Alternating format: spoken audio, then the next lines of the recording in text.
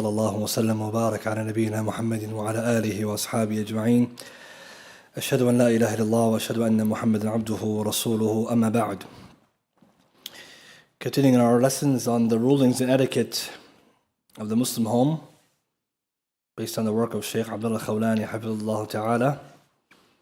Last week we spoke about the issues pertaining to building a house or a home and some etiquette regarding a new home. And now we move on to the etiquette of entering the home. So adab dukhul al-Bayt. So the etiquettes pertaining to entering the home.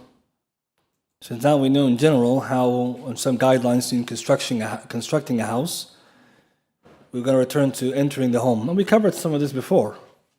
When we studied the Mukhtasar of Kitab al-Adhkar, Imam Nawawi rahimahullah, of Alamat al-Suyuti, we covered that before. And we also covered before Manzumat Adab al-Sughra, we covered this, but reminder is good. So here we begin with, when entering the home, the first etiquette is to say Bismillah upon entering.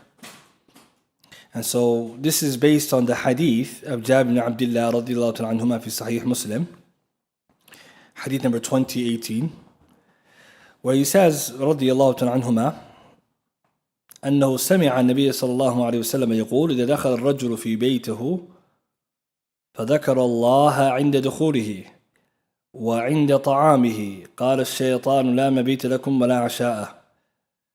That if any one of you or a man enters his home and he remembers Allah therein upon entering, عند دخوله, so he remembers Allah when entering and when eating his food, then Shaitan says there is no place for us to sleep nor dinner. وإذا دخل فلم يذكر الله لم يذكر الله, if he enters and doesn't say or mention Allah's name عند دخوله while entering, قال الشيطان, Shaitan says then to his allies or his supporters, Allah shayateen, أدركتم المبيت, you have found a place to sleep. وإذا لم يذكر الله عند طعامه قال أدركتم المبيت والعشاء. And if he says that while he forgets to say Bismillah while eating, then Shaitan says that we have found a place to sleep or spend the night and to eat. So both dinner and, what does it say? Bed and breakfast. Well, this is some dinner. And this is what Shaitan is going to get out of it. And we said before, this hadith is taken ala dhahir. We don't make interpretation. Some ulama said it means the barakah be removed, but this is not correct. Why? Because this is the umur ghaybiyah, unseen matters, and Shaitan, he eats. So therefore, if he eats and he sleeps or can rest, and these things are realistic or haqiqi, then we take it ala dhahir. We shouldn't, that's also, we take it as it is, and this is what the stronger opinion amongst the ulama who explain the hadith is. What do we take from this? When entering the home, it's recommended to mention Allah. An-Nawawi, he writes in Sharh and Kitab Sharh Sahih Muslim or Kitab al-Adhkar, sorry. وفي هذا الاستحباب وفي هذا, in this hadith, استحباب ذكر الله عند دخول البيت وعند طعام, is the recommendation to remember Allah when entering the home and when eating. And so for this is the recommendation. So some of the ulama, they say it's Bismillah specifically. Because again, if you look at the hadith, its wording, it says, if he remembers Allah when entering, وَعِنْدَ طَعَامِهِ. So what do we say when we eat our food? Bismillah. Then, same for entering. واضح? That's what some ulama said. This is a recommendation for Bismillah. For tasmiyah, saying Bismillah. And generally, Bismillah is recommended in general whenever you do something, but this is where they got it from. Because it says, وَعِنْدَ طَعَامِهِ. And then when you eat, you do the tasmiyah, not the basmala. We studied before. We say Bismillah, not Bismillah ar-Rahman ar-Rahim. Bismillah. So therefore, when entering home, Bismillah. Or if you remember Allah in general, this is good, but this is what is more apparent. And the benefit is that Shaitan will enter with you. This raised the question amongst the ulama, does he enter later? Like for example, if you said all this, can he not come in later? It's possible he can come in later, but he won't come in that time. Because if you remember Allah in your house or you do ma'asi, Shaitan is going to come in, the shayateen are going to come in. Right? So it doesn't necessarily mean if you say Bismillah, he's not going to come at all, but it means while entering, while eating, then at the very least, this is a way to safeguard yourself and your family. So that's the first etiquette. Second etiquette, informing your family that you're coming home. And the ulama, they talk about this both specifically and even generally. So from the etiquettes, if you're coming home, especially after travel or after a long absence, it is recommended to inform your family that you're coming, especially if you're coming at nighttime. Especially if you're coming at nighttime. And this we said before, from the good etiquettes of Islam. Hadith Jabir bin Abdullah again, Nabi sallallahu alayhi wa sallam and the Sahaba were in a travel or a battle. كنا مع رسول الله صلى الله عليه وسلم في غزاة. We were with the Prophet صلى الله عليه وسلم in a battle. فلما قدمنا المدينة, when we arrived in Medina after the battle, ذهبنا لندخل. We were trying to enter our homes. So he said, أمهلوا حتى ندخل ليلا أي عشاء كي تمتشط الشعثة وتستحد المغيبة. So he said that you can allow time for your wife who hasn't kept herself either well during that time, either combing the hair or removing the hairs that should be removed from the body. The pubic hair and the things like this. This means preparation for the spouse. And this, the ulama, they say, is general recommendation that if someone is coming from a travel or long absence, that they enter while informing them and don't enter upon them suddenly. And this is because if you do that, you find them in a state that's not pleasing to you, and therefore it will take away the dawam al-suhbah, right? The kind of closeness and kind of harmony that the husband and wife will have. So informing them is better. And some scholars say, but if you can inform them beforehand, then you can come to them suddenly because they know you're coming. Or if you're a short travel, then they already are aware of your appearance or your emergence. So Nawawi writes in Sharh, وَأَمَّا هُنَا, here this hadith should be carried to mean فَقَدْ تَقَدَّمَ خَبْرُ مَجِيئِهِمْ. If they know about your coming, وَعَلِمَ النَّاسُ وُصُولُهُمْ, and they know that they're going to arrive, then in this case you can come to them at night time suddenly because they knew you're coming. It's not a surprise and they're prepared for you. So all of this is not to find your family in a bad state and you get upset. And so some people, I don't know, some people like to surprise their family. No, you don't do that, right? You tell them beforehand. And again, most of them you already know what time you're arriving, right? You're not just going to arrive suddenly, right? Isn't there a return ticket? Right? But some people, they just come. No, that's not right. You have to let them know, prepare. Especially if you're the husband, the head of the household. But then, if we take this hadith to mean travel and long absence, what about if someone is a resident? So this is the next discussion. What about resident? So you're already at home, you went to the masjid, you come back, you have to tell your family you're coming? Here the ulama, they discussed it, and they went into some discussion about whether or not it's necessary. And it's predicated on discussion about seeking permission. So we didn't mention it now, but we're going to mention it at this point. Seeking permission is when you're entering homes that are not yours. As for your own house, there's no seeking permission. There's no need to seek permission. Unless someone is in your home, like someone who's not mahram, or someone who is, and women are there and they're not covered properly, or whatever is going on, and you know ahead of time. So from this angle, we can see if you're coming to your own house, you have to come to a masjid or work, you don't have to tell them what time you're coming because they're expecting you anyways. But some of the Salaf held it to be recommended. And this shows what Hafid ibn Kathir cites as what's being awla, what's more deserving due to good etiquette. But in terms of obligation, then no. There's no obligation for you to inform them because there's no real fear that you're going to see what you shouldn't be seeing. Remember the wisdom behind seeking permission? إنما جعل الاستئذان من أجل البصر. Hadith Sahal bin Sa'ad, Bukhari Muslim. Only the reason why seeking permission has been legislated is due to the eyesight. And it's seeing what you're not supposed to be seeing. But if your family is aware and it's your own house and there's nothing you shouldn't be seeing there, and everything inshallah is halal, then there's no need for that. That's why you seek permission to enter other people's houses, as we studied in the beginning of these classes. Awra min wara' thiyab, wal awra min wara' al-bab. There's the awra behind the clothes, the one behind the door. But in this case, your house. It's no, that's clear. So for those reasons, Hafid ibn Hajar في الفتح الباري, he writes, ويستدل به على أن المرأة لا يحتاج في دخول منزله إلى الاستئذان لفقد العلة التي شرع لأجلها. So in this case, we learned it's not necessary to seek permission in your own home due to the absence of the illah, the juristic reason which is legislated for. إنما جعل الاستئذان من أجل بصر. Here it's your house. Nothing that you cannot see. يعني al-zahir, right? Means you're not going to see someone without hijab. It's your wife or your daughter or your son. So due to this reason, you don't have to. He says, however, It can be carried to mean that if there's a reason it increases or has renewed, would necessitate that you have to seek permission because you might see we're not going to be seeing, yani someone else is in your house, another woman, your wife's friend is there, something like this, then you would seek permission so you don't walk in suddenly. For example, there's guest over from the female side, you're going to tell them you're going to come and then they're going to prepare. طيب, with that being said then, how about generally when you come back home, you have to tell them you're coming? Ibn Kathir, rahimahullah, in his tafsir, if you go back to Surah Nur, ayah 27, in the English and the Arabic is there. Ibn Jurayj says, rahimahullah, asked Atah, does a man have to seek permission to enter upon his wife? He said no, but it can be understood that it's not obligatory, but it's better for him to let her know that he's coming in so as not to startle her, because she may be in a state where she does not want him to see her.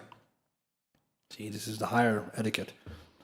And also he brings something similar from Ibn Mas'ud. Ibn Mas'ud, whenever he used to come home to his wife Zainab, it says, when Abdullah ibn Mas'ud would come back from errand and reach the door, he would clear his throat and spit outside because he didn't want to come in suddenly and find his wife in a state, or find us in a state that he disliked.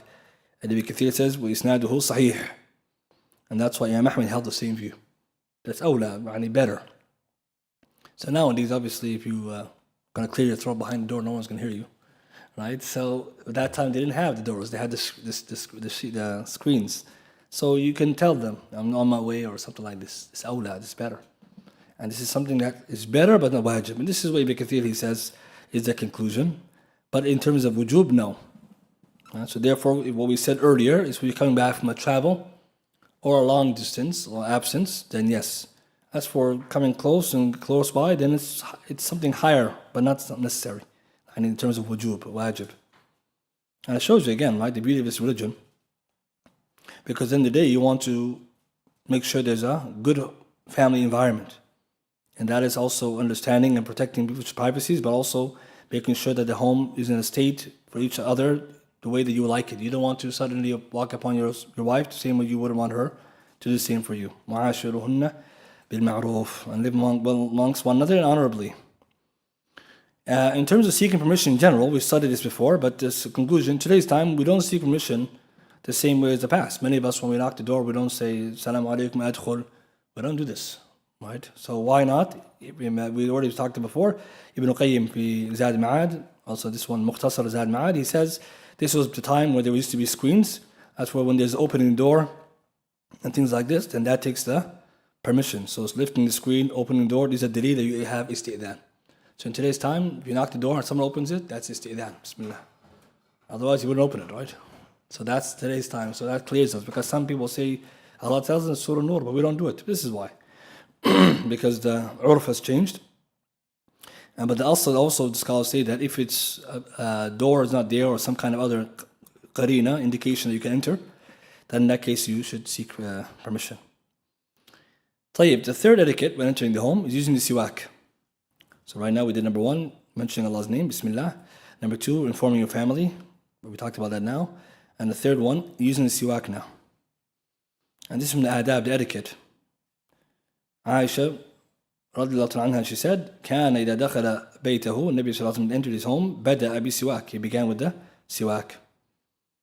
And so here the scholars, they say that it's emphasized to do so. Because it purifies the mouth, it's pleasing to your Lord. And then we're going to see the other hikam, wisdoms, what asbab and reasons for it. So, if a person enters his home, then this is recommended. And when we say siwak, the ulama differ. Is it just a siwak or the toothbrush can take its place? It's a difference of opinion amongst the scholars. No doubt the siwak is from the Sunnah Rasul sallallahu alaihi wasallam. But the discussion is, does a toothbrush take its place? And many ulama say yes, because this is ma'qul ma'na, something which we understand its meaning, which is the purification of the mouth and pleasing to your Lord. So from that angle, if someone doesn't have a miswak, they can use a toothbrush. Inshallah ta'ala, there's no harm in that. But Nabi sallallahu alaihi wasallam, why did he do that? Why did he enter his house and use a siwak? What's the wisdom? The ulama, they have many reasons. Number 1, because if somebody's outside talking or different activities doing, there might be a change in the breath. Therefore, using the siwak will help purify the breath. As we know, this is one of the reasons behind the wisdom of legislation. مطهرة للفم. It's a purification for the mouth. And a second meaning, which Al-Qurtubi, Abu Abbas Al-Qurtubi, in Kitab Mufhim, he writes, and Shaikh Al-Khawlaani cites this, that the Prophet ﷺ used to pray Sunnah where? In his house. So we know the Hadith of Abu Hurairah, using the siwak is recommended. And the kulli salah, khalas, it's into a rak'ah sunnah, so he did it then. That's what he mentions. But some ulama, they say this is true, but there's more than one reason. So one wisdom is to change in someone's breath, if we're talking a lot, or maybe he wasn't talking. And second, the Prophet ﷺ is praying his 2 rak'ah sunnah, his nafil in the house, therefore he uses siwak before that. But some ulama say there's more than that. Right? Because you walk into your house, you're all about your family. So the third reason, speaking to one's family, or kissing them, my wife, or engaging intimately with your spouse. All of this is mentioned in the ulama. And this teaches us something about our deen. That entering the home, there's a certain etiquette. That between husband and wife, that helps the family stay together. So Nabi Sallallahu Alaihi Wasallam, if you pay attention, how he entered and how he exited is a routine. And this is what we have to bring back to our homes, as we'll see an example of this. So husband and wife, if they do this routine, this will help. But unfortunately, in today's time, these are absent. These sunan or adab are lost. And then someone was going to say, we have mashakil. Of course, mashakil. You don't do the sunnah of Rasulullah. You forgot the Bismillah, shaitan walked right in you, with you. So if you notice that, you come in the house, no Bismillah or nothing, just kalam qabla salam, yani just munaqashat, jidal. As long as you walk in, you're late, this and that, you forgot this. And you're wondering what's going on. Well, you started off wrong too. Wrong foot. And look at this now. Some of the ulama say the reason why Nabi Sallallahu Alaihi Wasallam did this every time he enters his house, because the hadith says, when he was asked, kana, and kana we said means continuous. So the fiqh kana means he did something again and again. Al-Munawi, Faisal bin Abdul, he writes, volume 3, page 130, من أجل السلام على أهله, because he's going to say salam to his family. That's one reason. So he's going to clean his mouth so he can give them salam. أو ليطيب فمه لتقبيل أهله ومضاجعتهم لأنه ربما تغير فمه عند محادثة الناس. And he says that, and also Nabi Sallallahu Alaihi Wasallam will purify his mouth, to kiss his spouse or his wife and to be intimate with her. If this is the case, for someone is outside speaking a lot, the breath will change over time. فإذا دخل بيته, when he enters his house, كان من حسن معاشرة أهله. This is from his beautiful habits of his house. وعاشرهن بمعروف, brothers, when living with your spouse honorably. These are the things in today's time, if we're implementing them, then you can say there's going to be a preventative of problems. But when these things are something forgotten, then of course we can't expect people to have the strongest bond. And Nabi Sallallahu is doing this when entering. How about exiting? We'll talk about that later. He has the exiting routine as well. Shaykh Ibn Uthaymeen writes in Sharh Sahih Muslim, Kitab al-Tahara al-Hayd, tape 3, side A, he was asked this question about Nabi Sallallahu, what's the hikmah behind this? He says the hikmah, there are many, but what is apparent, and he mentions that the Prophet would do this to purify his mouth, and to engage his spouse, and to kiss her, for example, and like this. Again, he confirms the same view. So we can add all of those together. So you can say then, it is the change in breath, prepare for salah, nafil salah, speak to his wife, kiss his spouse, or things like this. So all of this we're going to come back to later. The next etiquette, the fourth one, giving salam. So with all this, then a person gives salam. As Allah tells us in the Quran, فَإِذَا دَخَلْتُمْ بُيُوتًا, if you enter into the homes, then فَسَلِّمُوا, give the salam. And also, what's this وَإِذَا دَخَلْتُمْ بُيُوتًا? What does it mean? Here, Shaykh Sa'd in his tafsir, he says, and when you enter the homes, نَكِرَ فِي سِيَاقِ الشَّرْطِ.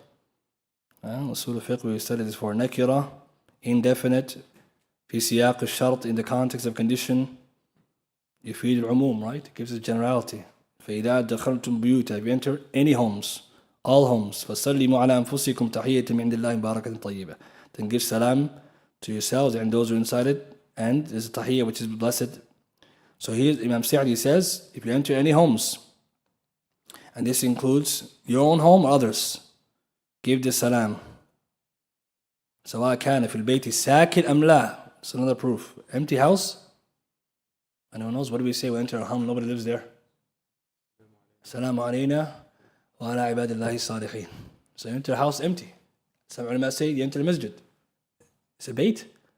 بيت الله, right? إذا دخلتم بيوتا نكرة في سياق الشرط يفيد العموم. خلاص, you walk in the masjid, no one's there. السلام علينا وعلى عباد الله الصالحين. Malaika may be here. That's a faida, that's a benefit. Any house. So we take from this your house, your friend's house, the masjid, anyone. Someone's in there, someone's not. Tafsir Sa'di, you can read it. He mentioned this. فَسَلِّمُوا عَلَى أَنفُسِكُمْ. Give the salam. تَحِيَّةً مِنْ عِنْدِ اللَّهِ. A greeting from Allah, مُبَارَكًا طَيِّبًا. A beautiful and blessed one.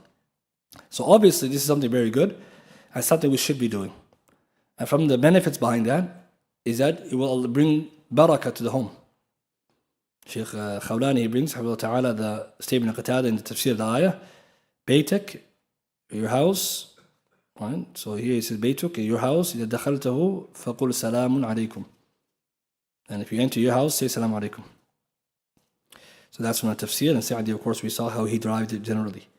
Then we have a specific hadith. Anas bin Malik reports, radiyallahu ta'ala anhu, that the Rasul sallallahu alayhi wa sallam, he said, يا بني إذا دخلت على أهلك فسلم يكون بركة عليك وعلى أهل بيتك. Oh my young son or young boy, when you enter your house, give salam to your family. This will be a blessing for you and them. Hadith Sahih Targhib, Shaykh Al-Albani authenticated it. Hadith number 1608. So this is one of the ways that we bring barakah to our homes. And today we're in dire need of it. Right? Especially when we know that without it, then the lack of barakah. And this is what we have to tackle in our homes. We need to find the solution, be practical. So this will allow us to also see the barakah behind it. Here also we can see the ulama, they recommend also the same hadith, right? Entering the home, saying the siwak, and then the order. So all these four I mentioned now, they go in the order, as we'll see in a second. And Shaykh Mu'athaymi also explained to Sharh Riyadh al-Salihin, you can say it in the English translation as well, that when you enter our home, whoever's home may be, you give the salam. And in the order now, how does it work? According to Shaykh Mu'athaymi, rahimahullah, all that I mentioned now, in Sharh Riyadh al-Salihin, tape 57, verse side A, also it's in print form, he says the sunnah is in this order. Number one, you enter. If it's not your home, you seek permission or you knock. If it's your home, you enter. Step two, use a siwak. Step three, give the salam to your family. Step four, talk to them. There we go. That's the order. You got that? Number one, you enter. It's your house. No, you don't need permission. You enter. Number two, use a siwak. Siwak before the salam. Shaykh Mu'athaymi says siwak before the salam. Why? Go back to what the ulama said. You use a siwak. One of the reasons is to engage. So you need to siwak before the salam. So number two is the siwak. Number three, give salam when you meet your family or when you finish that. And number four, you talk to them. Ask about the situation. How's everything since you left? And things like that. So those are the four steps. He says, هذا هو السنة التي جاءت على رسول الله صلى الله عليه وآله وسلم. This is a sunnah which came from Rasul صلى الله عليه وسلم. So there we go. These are the four etiquette. Simple. But when you go home, do it. And like I said, in today's time, these small things, we miss it, and tomorrow we have a big problem, right? Of course. Because everything becomes, ماشي حالي, I'm busy. Yeah, Nabi sallallahu alayhi wa sallam, إِنَّ لَكَ فِي النَّهَارِ سَبْحًا طَوِيلًا. You're not busy with him. But look how he's so meticulous. That's why today, brothers and sisters, we study the Sunnah of Rasul sallallahu alayhi wa sallam, you see a lot of benefits. Preventative measures from shaitan. Because if shaitan is in our homes, we're going to see later, he's in your bed before you sleep. I'm not scaring anybody, but it's true. It's a hadith. I'm going to get to that. He's there messing up your bed. Wallah. And me and you, if we don't realize this, what we find today, problems, we have to go analyze it at this level. What's going down at the micro level? Are people practicing the sunnah? Are they doing the preventive measures? If the answer is no, then don't just blame yourself if you have problems. Because you're not taking the preventive measures. And maybe we don't know. So that's why the beauty of learning and the benefit of studying. Now let's look at a practical example. Nabi sallallahu alaihi wasallam at his own home. And a fa'idah, nafisa, jiddan, a very good benefit. I know we pulls from this, alhamdulillah, in Sharh Sahih Muslim. Hadith, Anas bin Malik fi Sahih Muslim. This is about the wedding of Zainab. So Nabi sallallahu alayhi wa sallam got married to Zainab bin Jahsh. It's a long hadith, but let's just get to the part. فجعل Nabi sallallahu alayhi wa sallam, when he finished the wedding the next day, فجعل يمر على نسائه فيسلم على كل واحدة منهن. Anas bin Malik said, Nabi sallallahu alayhi wa sallam, when he finished the wedding feast, the walima for Zainab, the next day, this was his aada, he would visit all his wives one by one in their apartments, and the hujurat, and he would give salam to each one of them, saying, Salamun alaykum, peace be upon you, Kaif antum, ya ahl bayt, how are you doing, O people of the house? And they will say, فَيَقُولُونَ بِخَيْرٍ. They will say, we're doing good. Okay, so this Nabi Sallallahu Alaihi Wasallam used to do after, some say after he gets married, but even generally. Because we know Nabi Sallallahu Alaihi Wasallam who visits all his wives after Asr. That was his daily routine, to see if anyone needs anything. Okay, so it's also, we're going to see a benefit now. So this Rasul Sallallahu Alaihi Wasallam, what is he doing? He enters his house. From there we learn, no permission. Because he's entering his house. So we already took that. Then he's saying salam. But where is the part about the siwak? We take from hadith, Aisha before, so put it together. Just because that is not mentioned doesn't mean he didn't do. Right? So Aisha mentioned that he used to do it, so we can put it together. He uses siwak generally, and he's saying salam alaikum, then he's asking, Kif antum ya al-bayt, how are you doing? And so this is a powerful benefit, because this is Rasulullah, as soon as he comes in, he's asking about his family and his, wives, what's going on, what do you need? Sometimes you walk home, you don't think of anything. You walk in and you think about how your co-worker did this and that. That's it. That stops at the door. Kufar, they say, if you get angry, you sit in the car. You de-stress, then you come in the house. You don't bring that garbage home. Your co-worker bothered you, that's between you and them. This is the house. Second, right? It's supposed to be tranquil. But some of us walking in with those problems, and then, whoa, talaq. You don't believe me, brothers? Allah, it's true. The one who knows, but it's true. This is happening. Because today, these mashakil are not being solved the way the Rasul solved it. What do we take from this hadith? Nice benefit.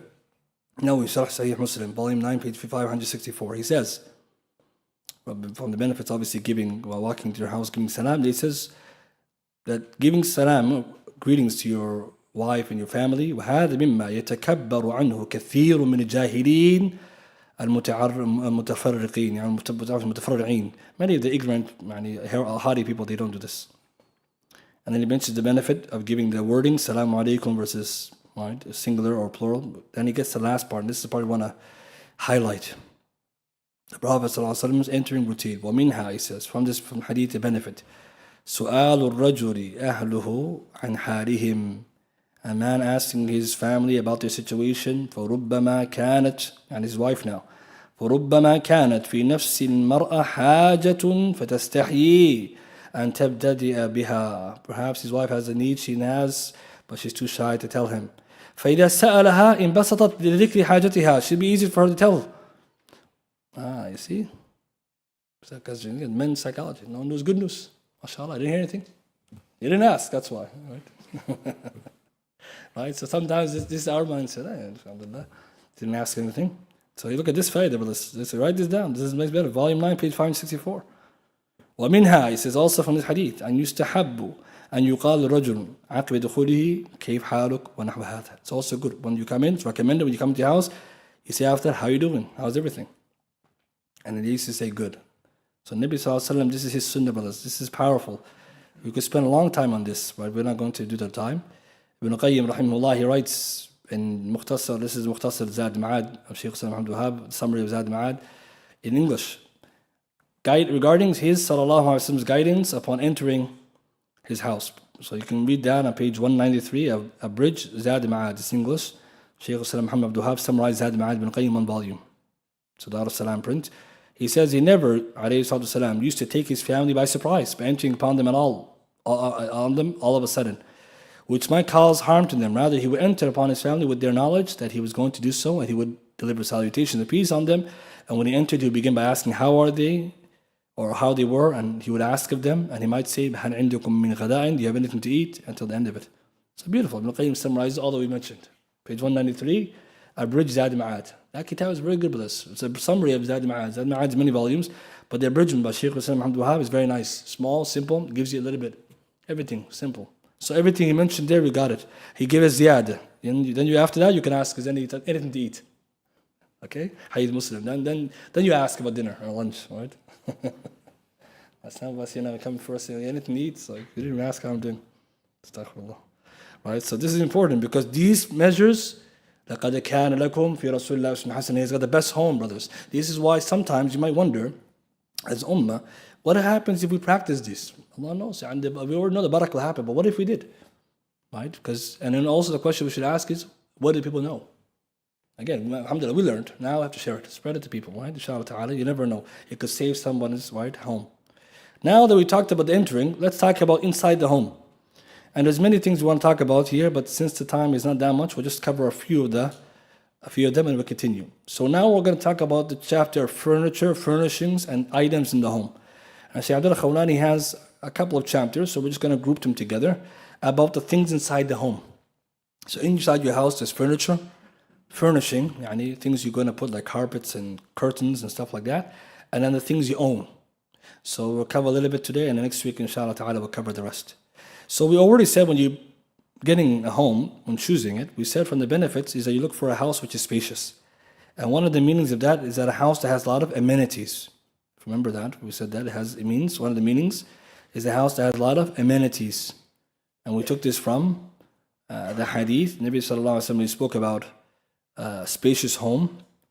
He said one that is a maskan wasi', one of the meanings, and Munawi said was it has a lot of amenities that you can benefit from for your family. So that's one of the meanings. أي الكثير المرافق بالنسبة لساكنه. A lot of amenities or things that they need for the people who live there. So no doubt having furniture in your house is from those amenities, because obviously you're living there, it's a home. And that's maybe one of the differences between a house and a home, right? A place you stay overnight versus a place that you enjoy. With that being said then, the first benefit we come to is permissibility having furniture in the house. And this will be in accordance to one's need and social economic status. Your level of wealth and your status, you have furnishing according to that. If you're rich, more. If you're poor, less. Moderate. This means you have more than just a bed and a fridge. Anything you would need. Al-Lajnatu Da'ima, permanent committee, was asked this question. Is having modest or moderate furniture in the house haram? And then the woman is asking this question. She says, I want to marry a Muslim brother who says he's only going to bring the furniture at time of Rasulullah. That's a funny question. Okay, brothers, don't be like this guy, okay? Right? Because this is not the understanding. Nabi sallallahu alaihi wasallam, when he put the furniture in his house, it wasn't for sunnah. It goes back to his zuhud. What does the permanent committee say? ليس أثاث منزل, having a متوسط moderate furniture be haram.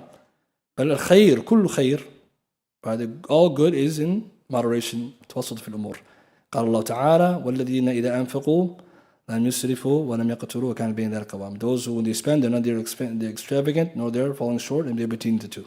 That was their answer. So that's a very good answer. So it's not haram. Obviously, a person only spends what he can afford. If he can't afford it, he wouldn't put more than that, but what he can. So the reason why I mentioned is that inside the homes, we said last time, the home can have more than what's considered daruras, haja, and even more than that, someone may have some luxuries. But that is not haram, because everyone's level will be according to israf, will be in accordance to his status and his level. So what someone rich can do, you can do. So maybe for you it's israf, and for them it's not, because he can export it easily, and you it's too much. Proof that such thing as furnishing, hadith, Bukhari, Jabir bin Abdullah reported. Hadith al-Bukhari, hadith 3631. 3631. Jabir bin Abdullah said, Nabi sallallahu alayhi wa sallam one day came to us and said, have you got any carpets? And I replied, whence can we get carpets? He said, but you shall soon have carpets. Okay, look at this. Nabi sallallahu alayhi wa sallam, we know in the Masjid Nabawi there's no carpets. That time no one had it. So Nabi sallallahu alayhi wa sallam said, do you have it? He said, no, we don't have it. It's okay, soon you're going to get it. Later, Jabir says, I said to my wife, remove the carpets from my sight. But she would say, didn't the Prophet ﷺ say, we're soon going to have carpets? So I gave up my request. She has a point. Nabi ﷺ said, we're going to have it. It's okay, khalas, you're right. And the point of this hadith is mu'jiza, right, brothers? This hadith is zahir, mu'jizat Nabi ﷺ. He said, you're going to get carpets, you got carpets. There's no carpets, there's no light. So that shows the ummah is going to become wealthy and wealthier, they have carpets. So the reason we take from this hadith, we take from it, is that number one, معجزة الظاهرة بإخباره عليه الصلاة والسلام بما كانت كما أخبره. What he told us is going to happen, happened. Also, Hafiz ibn Hajar Fath al-Bari, he says, in this hadith, permissibility having anmat, which is carpets, because the Prophet said, بأنها ستكون, it will soon happen, and it happened. So that's another proof showing it's permissible. Because what we learn about the signs of the judgment, if the Prophet said something's going to happen, باب الخبر. It's a report. It's not an amr, it's not a command or nahi, prohibition, it's just a report. So these things are permissible, so permissible. So therefore we can take that benefit, and we can see Jabir bin Abdullah was trying to respond that he doesn't want it, and she said, but it's not permissible. He's right. He said, you're right, because we can't prohibit what's permissible. But we go back to what we said last week, too much of the furnishing, which is unnecessary, beyond need, that will become israf, because we said, والرابع للشيطان. So go back to that hadith to connect it. So let's say you have carpet, but everything is carpet. The whole house. We're going to talk about next week, even curtains. There's a khilaf on that. There's a mas'ala. We'll talk about next week about curtains. I know some of us probably never heard that mas'ala, but there's a mas'ala about it. What kind of curtains is allowed, not allowed? But the benefit comes from the idea that the Prophet didn't prohibit something, we can't prohibit it. But we always go back to the principle. Whatever is in need. So if you have a carpet in your living room, maybe one in another room. But if you have extra carpets just rolled around, this is not. Because always remember, the extra is for shaitan. So with that being said then, we're going to come to some of the other issues. Let's talk about the doorbell, because the mas'ala that comes. We talked about entering homes. Nowadays we have bells in our homes, right? Many of us will have either a buzzer in the condo or a bell in your door. This is halal or haram. And the mas'ala goes back to the hadith in Bukhari and Muslim, hadith Abu Hurairah. And we studied this before, but we have to renew the issue because it's connected to it. And Shaikh al-Khawlaani has a chapter on it in his book. Nabi sallallahu alayhi wasallam, he said that the malaika don't accompany a group of people, فيها كلب ولا جرس, in which there's a dog accompanying them, ولا جرس. Jaras means bell. And one hadith he said, al-jarasu mazamir al-shaytan, that the bell is the instruments of the devil. So here, the ulama, they say that the jaras, which is a bell, and we're going to see what kind of bell, this, the Prophet ﷺ, he prohibited. And the scholars, they differed about whether it's prohibited as a prohibition, يعني haram, or as a makruh. Jumhur, majority said it's makruh, but some says haram, that's better, if it meets the description, as we'll see. But does this extend now to things like doorbells, alarm clocks, and things like this? And the answer is no. And the reason why we have to differentiate between what the Prophet ﷺ prohibited and what we have, he was talking about a specific type of bell, not the doorbells that we have today. I know it's most, because if someone were to take this issue the way it is, without looking at the ulama what they said, then he couldn't have a way to use that. But scholars say there's difference between these two. So what is the difference? What is this bell he's talking about, alayhi salatu wasalam? Scholars say the one that's prohibited is what we call today the church bell. The bells of the church. So scholars say it's referring to the bells that resemble the naqus. A naqus is a hollow container, literally, a cast metal, with that thing inside, the clapper or whatever they call it, where it bangs the sides. Anyway, it's church bell. You see it today in the churches, or you see it in many of the non-Muslim countries. You when them have it because they were Christians. So the Christians would use that as their adhan. As we know, Muslims, we don't do that. It's called a naqus. So till today, they ring the bell, even downtown other places. And even the same bell they use for the timing. Okay, this is proof that they're also still a little bit Christian. It's also proof against them, right? Because they say we're a secular society. They say, what's this? Right? So it's still ringing. Sometimes the door, even the church is open sometimes. One time I saw the church open, it was ringing at the same time. So I thought, okay, that's okay. It's not, we're still a Christian here, some of us. But this is haram, this one, because it's something religious. Hence, when they raised the question to Rasul, should we have the naqus? He said, no, that's the Christians. And the other one, the horn, for the Jews, then they have the adhan. When they saw the dream, they took that. So this is the one the Prophet is prohibiting. This is what is prohibiting. That which resembles this or is in that sound. Not just a regular alarm bell or house bell. And therefore, the ulama, they tried to figure out the reason for the prohibition. What is the reason? And the reason why we have to mention is that if someone who doesn't understand the mas'ala, they will think alarm bells are haram, or a doorbell or the likes of this. So the reasons for the prohibition, number one, the scholars said that the sound resembles the sound of naqus, this church bell, as Ibn Hajar mentions in Fath al-Bari. And we know it's haram to imitate the kuffar and the Christians. The second reason is that it came in the hadith that it's hung around the necks of animals. So some, they said that, again, the jaras was used around the necks of cows or other animals, so when they're walking, it makes a musical tune because the animals are walking, so it's ringing and it's making a musical sound. And this was mentioned by Shaykh Ibn Uthaymin, Sharh Riyadh al-Salihin. The third reason they mention, as it comes in the Hadith Muslim, it's that instrument of shaitan, Hadith 21:13. So if you put all those together, these are the ilal, three reasons. Resembling naqus, the church bell, when the animals used to hang around the neck, when they walk, it sounds like it makes a musical sound. And number 3, it's also called the Mizmar al-Shaytan. So if we put these together, these 3, put it together, you can see the prohibition. Any bell that sounds like this will be prohibited because it shares the illah wal hukm yadur ma'illati wujud adama. Any ruling revolves around its juristic reasons. So if you have an alarm today or a bell that has the same, then it will take the same ruling. But when it comes to our bells that we use, alarm bells, doorbells, do they have the same? The answer is no. So most of the scholars, they held the view, the sound, does it sound like a church bell? So the church bell, when you ring it, it's a slow, right? It's called taneen. It has like kind of like ding, ding kind of sound, but slowly. Versus the ones that we use today has raneen. The farq, it's fast. Shaikh Al-Albani, look, this is again very important. Shaikh Al-Albani, they asked him this question. He said the bell, it has a slow sound, right? It hits one side and hits the other side, right? So when you hear a church bell, like it's whatever time, ding, then it waits a little bit, another one comes. Whereas yours is fast. Raneen, this is the ringing. Ringing is out. It's not taneen. This is two different sounds, 2 different rulings.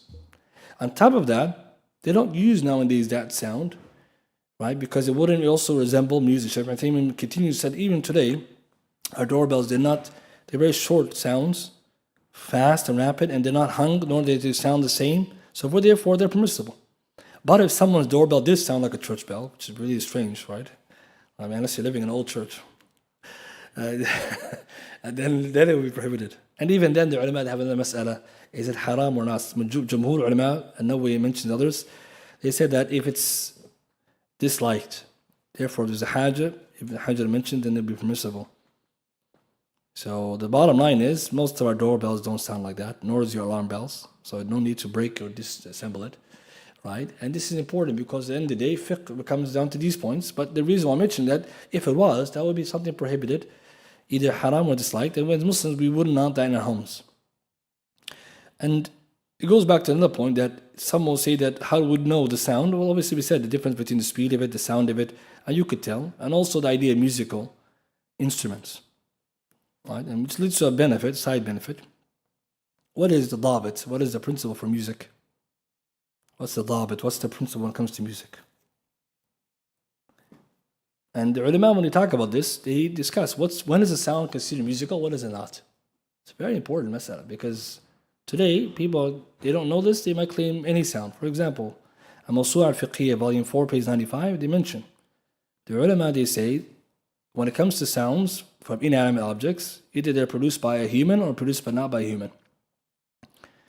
Right? So we're controlling it or it's happening naturally. If it's happening naturally, for example, the wind blew through it, something, or something hit something else, that's not considered music. Then we go back to the human action, that's what just humans are doing. If humans are doing something like sawing, sawing a piece of wood or hitting one metal with another metal, this is not considered music if there is no melody and tune. So it's not metric, it has mawzoon, that means it's something measured. And also it's not producing a melody that captures the heart or it gets you, right, attracted, your heart, you become excited or sad or like this. So they say there that if humans produce a sound using instruments, which the sound itself is both metric, and it's composed, so it has a pattern, and it is with a melodious sound designed to obviously attract people's sound, this is called musiqa. And the reason we're saying that is because you have to know the dabit. Not every sound is music. We have rain following, no one's going to say, astaghfirullah, this is music. Or the wind blows through your window, khalas, nothing. What did you do there? You didn't do anything. But now if you go and you start drumming on the table, and you're producing some kind of noises and pattern, and it's captivating, that's music. And the reason why we know that, brothers and sisters, because today people are saying sound effects, right? That's where the masala comes. That's the boils down. Sound effects are different types. If you told me I beatboxed and it sounded like music, falahu hukum. I didn't ask you where it produced, where it came from. I asked you what it sounds like. So some people today, I don't know where the masala, they missed the masala tamaman. They figure this is a human sound. Who cares? We're talking. That's what the music is anyways. Anything humans make. What does it sound like, right? It's the question. So that's why I have to know this, because a lot of people didn't understand it. And you go on Quran Da'wah, we have an article on it. You can read it. We have to understand this today because people are confused. And I know it sounds like it's very detailed, but it goes deeper than this, but this is enough for us. But we have to understand that, just to explain to people when is it music, when it's not. So when your alarm is going off, it's not a music, it's just a noise back going, because either it's not going to be melodious to the meaning of it, or it's not measured specifically, or just a noise that is designed to wake up, or it's too short to go in that direction. So the benefit we take is that doorbells of today's time are exempted by the ulama, and Shaikh Abdullah, that's his conclusion as well. As he says in the book, he says, and what is apparent today is that the evidence of taking jaras is that prohibition of taking a bell in the house, وَهُنَاكَ وَالْحَمْدُ لِلَّهِ, and today there is, well, praise to Allah, the alarms, مَا يُغْنِي عَنْهُ, are sufficient for us. So that's also our Shaykh's conclusion. طيب, we move on now. Inshallah, maybe this will be the last two mas'alas before we finish. Having a dog in the house. Shaykh has a chapter, النهي عن اقتناء الكلب في البيت. The chapter prohibition having a dog in the house. And this goes without saying, but it's important because there are people who they're confused about the issue. And the issue goes back to the hadith of Abu Hurairah. Nabi sallallahu alaihi wasallam prohibited having a house. He says, whosoever keeps a dog in the house, or keeps a dog in the house, then he loses from his good deeds, كل يوم, every day, قراط is like a mountain of good deeds, إلا, except for the dog, which is a dog for farm, so a shepherd dog, or mashia dog, which is there for the shepherd dog or for the farm. And it comes in the hadith, the person who does this will lose every day that size of good deeds. So scholars say that what is exempted was the shepherd dog, or the one that's used in a farm, or the one that's used for hunting. Another hadith, Kalb al-Sayd. So anyone who has a dog besides this, so far, is prohibited. And As-San'ani, he writes, rahimahullah, in explanation of this, that this hadith shows the prohibition of having a dog in the house, except for these three. واختلفت العلماء differed هل منع للتحريم أو الكراهة. Right? They differ. Then it's a haram or it's makruh. And then Shaykh Qawlani says, Ta'ala, that what's correct is haram. It's haram, except for that which has been exempted. This is the view of Imam Shafi'i, so Shafi'iyya, wa Hanabila, wa Shaykh Islam ibn Taymiyyah, wa Ibn Hazm and others.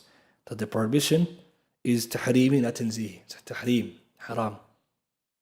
Because, as we see, that there's many mafasid. One of them is losing the good deeds, and later we see also the malaika don't enter the homes. It's the whole point of the house, right? When the malaika there, that's what you want. And also the najasa. So you put them together. And this is a problem today in Ummah. It's actually increasing. Many Muslims, they have these dogs. So if someone's taking it for a reason other than these three, and it's a beneficial reason, we're going to come to that. But if someone's taking it just to copy disbelievers, or to think they're Canadian or something, we find many Muslim brothers. You see walking dogs, you see sisters now, and brothers. SubhanAllah. I've seen this, how strange. So I have to tell them, just, we have to ask them, is it makruh or haram according to you? Right? Don't be quick before you get yourself in trouble, right? You might go to them and say, it's haram, it's makruh. You're like, astaghfirullah. You go back, right? What are you going to do? You have to tell them it's haram. No, it's not right. It's haram. And on top of that, you have to ask them, why do you have it? Shaykh Uthaymin says in his commentary, Allah, in Sharh al-Salihin, if someone has it to copy kuffar and pride, it's even worse. And this is sad to say, many Muslims are doing this. It's not just, how are you going to pray? That's the question you ask him. How's your salah? Right? You can come that angle. Inshallah, you pray at home. And some of us, we have this problem today. If you come to the house, where is a dog? And it brings other masail, right? For example, lick the couch, lick the floor, how are you going to clean it? All these masail. But what about other dogs, like a guard dog? Talking about houses, right? Or by extension, a dog used for guide dogs.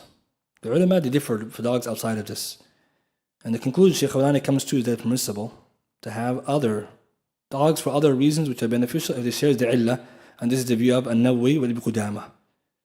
Because the Prophet ﷺ, when he first initially prohibited all dogs, then later on exempted them, the illah is there, the causation, which is the benefit of the people or the hajah. So An-Nawawi writes, rahimahullah, that the Prophet ﷺ, when he prohibited the dogs except for these, the shepherd dog, the one used for farming or hunting, these three, then he the illah behind it is understood, مفهومة عن أحاديث وهي حاجة.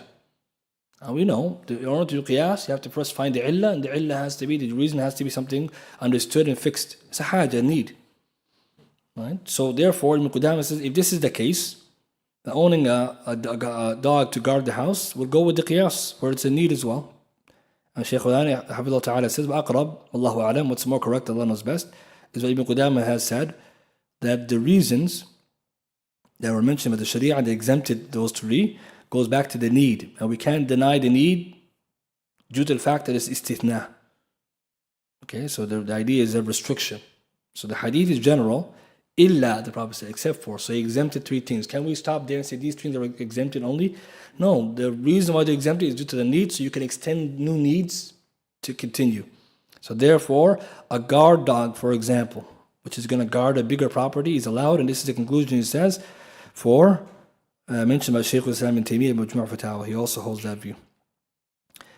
As for the claim that the shayateen won't enter, or the likes of this, because this is the argument as well presented, and therefore it's only allowed during necessity, it's not correct, because if there's a benefit from the guard dog, or the hunting dog, or the shepherd dog and the likes, and the Prophet exempted them, then what about the malaika in that case? So we go back to saying that yes, if there's a need, then exempted means with this ruling. So that's what Ibn Hazm also mentions. أو ضرورة خوف, one of the darura is fear. Shaykh Uthaymin also says if the need is a necessity, then it's also min bab al-awla, it's more than a haja. So that would be, for example, discussions today like guard dogs, right, or guide dogs, people who are blind. Right? Because it's more than hajj, maybe that person could be darura, but a person could live with that. Right? So at very least between hajj and darura, maybe it's more likely to be permissible, especially if it has those capacities, nothing can take its place. So we know that, right? So therefore the Shaykh says that the wisdom then of the prohibition of keeping dog in the house, right, as we said before, right, the prohibition behind that is when there's no need or there's no exemption. And also because the malaika will enter due to the najasa and the filth and the likes of this. Shaykh Uthaymin says, for keeping a dog out of copying disbelievers, out of arrogance or pride, then there's no doubt this is haram, and a person will lose every day one mountain of good deeds. Imagine. Along with the sin, he says, of imitating the disbelievers. Right? Because this person is in a bad state, right? They're already bad state. This comes with the sad reality that when you fall in opposition to the deen, you fall into this. So if someone is in that state, we have to advise them. Give them advice, tell them it's haram. To finish, what is the solution? You just get a cat. That's better. Right? And is there dalil? We're going to give dalil now. We have dalil. Hadith. Abu Hurairah radiyallahu ta'ala anhu. Nabi sallallahu alayhi wa sallam is reported to have said, الهرة لا تقطع الصلاة. The cat doesn't break your salah. لأنها من متاع البيت. It's from the furnishings of the house. Hadith ibn Majah, hadith. Shaykh al-Albani said it's ضعيف. Some ulama says Hassan. But we're going to bring an athar. Let's get out of the debate. Ibn Abbas radiyallahu ta'ala anhuma said, الهر من متاع البيت. The cat is literally the furnishing or the furniture of the house. Hadith, athar, Musannaf ibn Abi Shayba. Shaykh Sa'ad Shatri said, Sahih. Akhrajahu Abdul Razak as well. 39,107. 39107. Musannaf ibn Abi Shayba. So khalas, and those want a cat, there's your dalil. Now, someone will say, what does this hadith mean? Well, obviously the cat is not like the dog, right? It's not najis in its entirety, right? Some parts are. And one of those, right? It's, anyone knows what part of the cat is najis? Is it najis? Huh? I've studied this before, right? I think. It's urine and it's feces, right? Because is it halal to eat a cat? No. What's halal then? What's pure? It's saliva. So the Prophet exempted saliva because it's everywhere. You can't do nothing. So it's licking everything, it's okay. But when it comes to urine and feces, that will be najis. Because the qa'idah, right? The qa'idah principle, whatever comes out from the private parts of an animal, take the ruling of its meat. And whatever comes out from anywhere else takes the ruling of its essence. So let's remember the first part. Whatever comes out of an animal from its private parts, back and front, takes the hukm of its meat. Cat is haram to eat, therefore its urine and feces is najas. As for everything else, it's pure because the cat is pure besides that. Khalas. So you have a special place for it to urinate and stuff, but if it does urinate, just clean it. The benefit we take from the hadith, though, the Prophet is not exempt the cat because it's always around. Right? You see it all across the Muslim countries. And even here, right? So we take from this that mata' al-bayt means it's just one of the things, useful things in your house. But of course, unless you have allergy or something, right? There's just something like a reason. But is this showed istihbab? That's the question. Someone don't before we leave. Someone says, "Mashallah, go home now. I can get a cat." Wait 1 second. Right? Is it istihbab or jawaz? What's the ruling? Shaykh Mubarak Furi in Tuhfat al-Ahwadi, he writes, volume 7, page 12. فائدة قال العلماء, some ulama have said, يستحب اتخاذ الهرة وتربيتها أخذا من الأحاديث. He says, Mubarak Furi, that this hadith, some ulama have said, it's recommended to have a cat and to raise them. Do this hadith. So some ulama say it's recommended. Shaykh Abdul Muhsin Abada, when he was asked this question, Sharh ibn Majah, volume tape number 39, they read him this fa'idah, he says, no, there's nothing clear with that. Where did he get this istihbab from? So even though some ulama say that, it's debatable. Why? Because Ibn Abbas said it's just from the furnished house. This is, he didn't say it's mustahab, right? So what's more correct? Permissible. Al-Munawi says, وَفِيهِ جَوَازُ اقْتِرَانِ هِرٍ. Permissible to have a cat. مع ما يكون منها من تنجس والإفساد. Despite the fact it has some najis والإفساد. وإفساد, brother, وإفساد. So those who have a cat know. Right, some of us are just, mashallah, وإفساد. He's going to cut up some stuff in your house. So why do the scholars allow it though? It's not najis, but it has other maslaha, like eating the insects and the mice and stuff like that. Generally, jawaz, best of use is permissible. So please do go home and say the Prophet says it's recommended. We're just saying it's permissible. But the reason why this is important, people who have cats versus dogs. The cats is better. I have to give them a solution. Those who have dogs, they're not looking at it from a Sharia perspective. So just make tabdeel, just take this guy out and put this. And it's better for you, right? Better for your deed.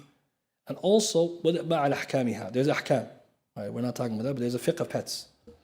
Right? We cover some of it. There's actually a book on it, right? All about the ahkam. But from it is that if someone has it, they have to take care of it. Otherwise, what's the hadith? One of us know the woman went to Jahannam because of the cat. So if you know yourself, you know yourself, you're ta'ban, you don't take care of yourself, you're not going to take care of the cat, just leave yourself. Don't put yourself in Jahannam because of a cat. It's not worth it. Some of us, you know this, right? You go here and there, you forgot to feed it. This is reality, actually. And it's also, Islam teaches us not to do that. Because she did it as dhulm, she kept it all day in there. She didn't let it go out. But imagine today, someone takes it from this angle, mashallah, permissibility. Next week, we're going to cover the topics of the rest of the furnishing before moving on to the a'mal, the actions we should be doing in the house to put barakah in it. Anyone has any quick questions? We'll take it. Yes, brother.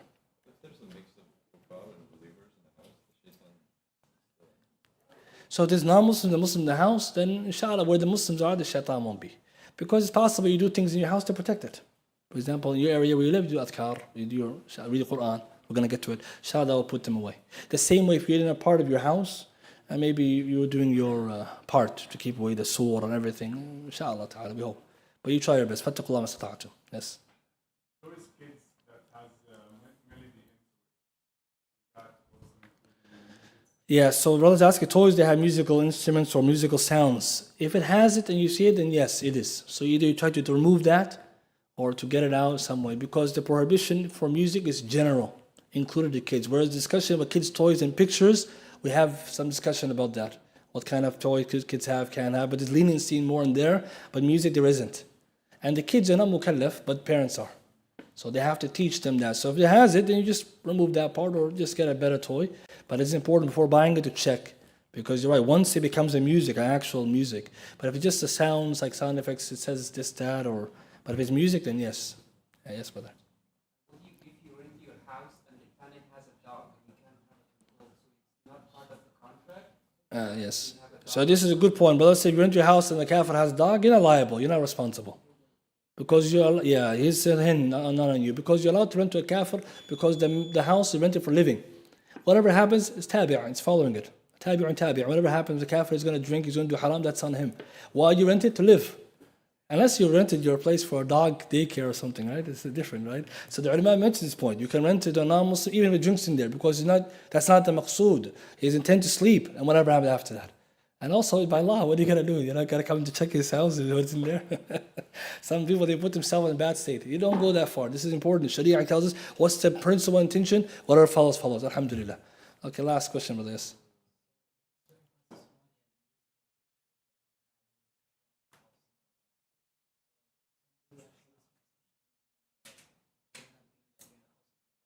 So good question, yeah. So now we take it there, we get the answer. So he's saying in Somalia, parts of Somalia, they put the cow feces on the wall to cool it or to make a repellent. So what's the ruling on the cow feces? It's halal and tahir because the animal is halal, khalas. That makes it, and shows you again that even the older people, they have that from the fiqh and they understand. Inshallah, after salah and one of the questions they can take because of the waqt.